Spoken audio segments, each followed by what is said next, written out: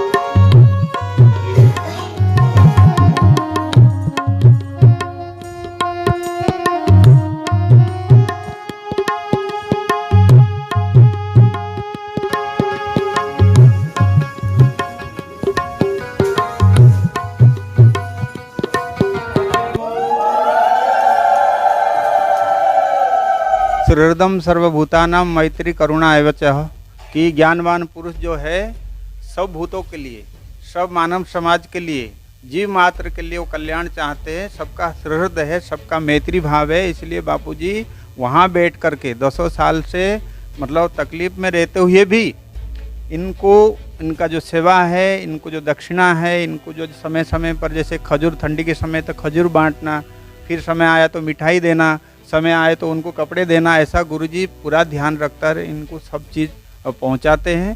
और सदा जप करे, ध्यान करे, और जप ध्यान से उनका ध्यान भी हो रहा है। यहाँ अनुभव ले सकते हैं आप इन लोगों की जप करने मात्र से इनके कैसे जीवन में बदलाहट आई और इनके जीवन में क्या उन्नति हुआ।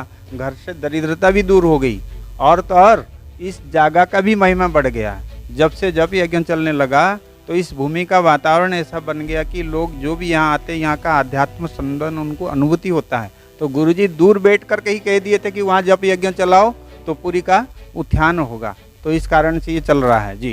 पुरी में भी चल रहा है, उड़ीसा में और जगह भी चल रहा है। ये पुरी में चल रहा है, उड़ीसा में 4 जगह चल रहे हैं, कालाहांडी में 2 जगह चल रहे हैं। कालाहांडी जिले में एक तो लड्डू गाँव है, दूसरा एमरामपुर, और बलांगीर में भी चल रहा है, बलांगीर डिस्ट्रिक्ट है, और ये पुरी डिस्ट्रिक्ट पुरी में भी चल रहा है। बलांगीर में कंदकेल गांव में चल रहा है, और कालाहांडी में 2 जगह, एक एमरामपुर है, दूसरा अपना लड्डू गांव। ऐसे 4 जगहों में चल रहे हैं और लगभग 3-4 लाख रुपया इन लोग को बांटने में हर महीना गुरुजी की तरफ से आता है और कभी इनको कमी नहीं की गई। ऐसा लॉकडाउन के समय में सब दुनिया जब बंद करके अपने घर में रहती थी, कमरे बंद करके, उस समय इनको कोई पूछने वाला नहीं था, तो गुरुजी ने उस समय भी अपना सेवा को चालू रखी है, कभी बंद नहीं किया है। इनकी तो भाग्य है कि ऐसे ब्रह्मवेता की चरणों में बैठ करके भगवत नाम स्मरण स्मृति करने का सौभाग्य मिला है। क्योंकि कुछ लोग बोलते हैं कि बापू का पैसा कहाँ जाता है, तो कहाँ जाता है उन लोगों को? ये तो प्रत्यक्ष देख रहे हो ना, बापूजी के पैसा कहाँ जाता है। बापूजी के पैसा ऐसे दिन दुखियों के पास जाता है, नेता की जेब में नहीं जाते।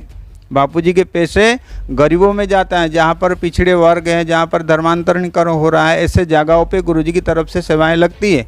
आपको पता है अभी प्रोग्राम चल रहा था, लाखों की संख्या में भीड़ थी और हजारों की संख्या में दान दक्षिणा आदि हुआ और सब लोग कृतकृत्य हुए और गुरुजी की प्रेम और भक्ति से ऐसे उल्ललित हुए कि बोले कोई संस्था ही ऐसा आकर के ऐसे जगह पे काम नहीं किया। पूज्य गुरुदेव ऐसे समितियों के द्वारा 1000 सेवा करा रहे हैं, ये अपने भाग्य की बात है। ऐसे संत नहीं होते तो क्या होता जी। भाई यहाँ देखते हैं। हाँ, हमारा ये मोहन भाई है, पूरी आश्रम की व्यवस्था में है। और यहाँ का जो जप यज्ञ चल रहा है यहाँ भी चल रहा है, एक नरेंद्र कुंड में चल रहा है, दोनों जगह चल रहे हैं। तो वहाँ का सारा व्यवस्था इनकी देख रेख में। दो जगह चल रहा है जी, 2 जगह चल रहा है। वहाँ पे 2007 से चल रहा है, करीबी आके 15-16 साल हो गया वहाँ पे जो पहले वाला। और यहाँ जब से आश्रम हुआ है 2013 से अभी चल रहा है, करीबी ये भी 10 साल होने को हो रहा है। और हर महीने में पैसा आता है, रोज़ का 50 रुपये है। एक आदमी को रोज़ का 50 रुपये मिल रहा है। और वैसे भी महीने में 1500 हो जाता है, तो उनका घर परिवार चलता है। कई ऐसे परिवार है जिनके घर में नहीं है, कोई नहीं है, कोई नहीं। अगर कोई और को किसी के परिवार में है तो भी पूछ नहीं रहे हैं। तो ऐसा सेवा तो ये भारत भर में क्या है, ये कहीं भी नहीं मिलेगा। और लेकिन यहाँ भंडारा भी है और यहाँ ज्ञान भी मिलता है। ज्ञान में आ जाए तो उनकी दरिद्रता सब चली जाती है। धन की दरिद्रता, कहने की दरिद्रता, खाने की दरिद्रता, ये सब दरिद्रता मिट जाता है। तो ये प्रत्यक्ष हमको देख रहा है। विपिन भाई, पुरी के अंदर और भी महात्मा होंगे, बड़े बड़े मंडलेश्वर होंगे, ऐसी स्कीम तो शायद कहीं नहीं चल रहा है। और कहीं है भी तो बहुत न्यून है। मतलब ऐसा गुरुजी की तरफ से खुल करके हृदय पूर्वक सेवा करना कहीं कहीं देखा जाता है। सालों से, मतलब अभी नहीं, कई सालों से मैं बोल रहा हूँ ना। जिस समय लॉकडाउन चल रहा था, फाइलिन आया था, उस समय सबके दरवाजे बंद थे पर गुरुजी के दरवाजे खुले थे। सब लोगों ने सोचा लॉकडाउन हो जाएगा तो हम क्या खाएंगे, लेकिन गुरुजी ने ये नहीं सोचा कि भाई गरीबों को पहले दो, बाद में अपन खाएंगे। पहले गरीब खाए, बाद में हम खाएं। तो यज्ञ में भी लोग आते हैं तो उनसे भी बात करेंगे। उनको हिंदी नहीं आती है तो भाई ट्रांजैक्शन करेंगे। पहले पूछो नाम क्या है? सत्यभामा दास। मो आसबार 8 वर्ष हो गला। भल लगुच। मो स्वामी देहांत हो गले 2014 रे। मु घरे बसिकी थी, कांद करते खाଇବା ପିଇବା ଭଲ ମନ୍ଦ ହାନି ନବ କରିବାକୁ। ମୋ ଯାଆ ତ ଆସୁଥିଲେ, ସିଏ କହିଲେ ତୁ ଟିକେ କମ୍ ବି କାନ୍ଦୁଛୁ, ଚା ହରି ଆମ ସାଙ୍ଗରେ। ମୁଁ ଏଠିକି ଆସିଲି, ଏଠି ସେଇଦିନରୁ ମୋର ସବୁ ଦୁଃଖ ଦରିଦ୍ରତା ସବୁ ମୋର ଦୂର ହେଇଯାଇଛି ବାପୁଙ୍କ कृपाରୁ। क्या बोल रहे हैं? ये बोल रहे हैं कि मेरा नाम सत्यभामा दास है। मेरा स्वामी जो है 2014 से चल बसे और घर में कोई संतान नहीं है। लेकिन उसी स्वामी के चल जाने के बाद वो बहुत दुख हुआ था, शोक में डूबे थे। लेकिन ये कि उनके कहीं आ रहे थे उनके साथी, उन्होंने फिर इनको ये जगह ठिकाना दिया। तो जब से आ गए उन्होंने बोलते हैं कि कोई दुख या निराशा मेरे जीवन में नहीं है, मैं बहुत आनंद में हूँ।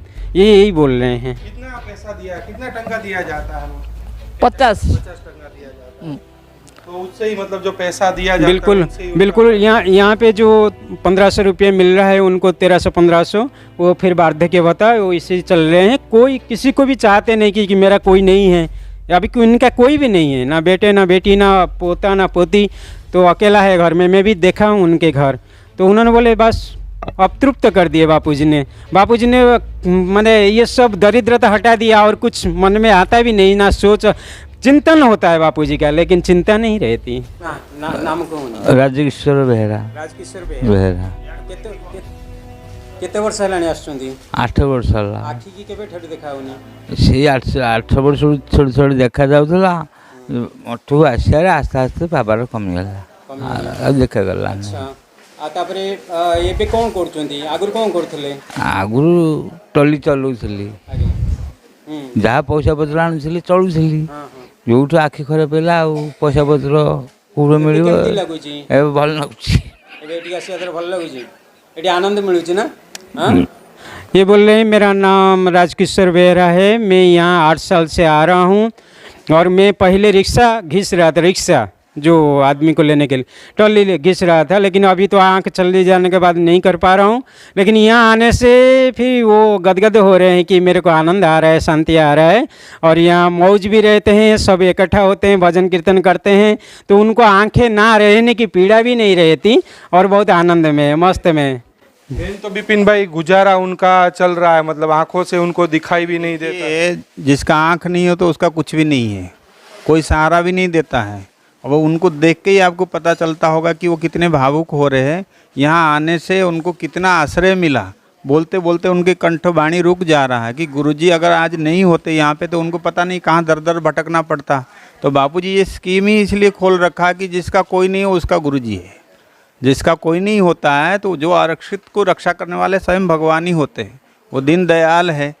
जानिए हर सच की कहानी दिनेश ठक्कर की जुबान, आपके अपने नेशनल न्यूज इंडिया पर।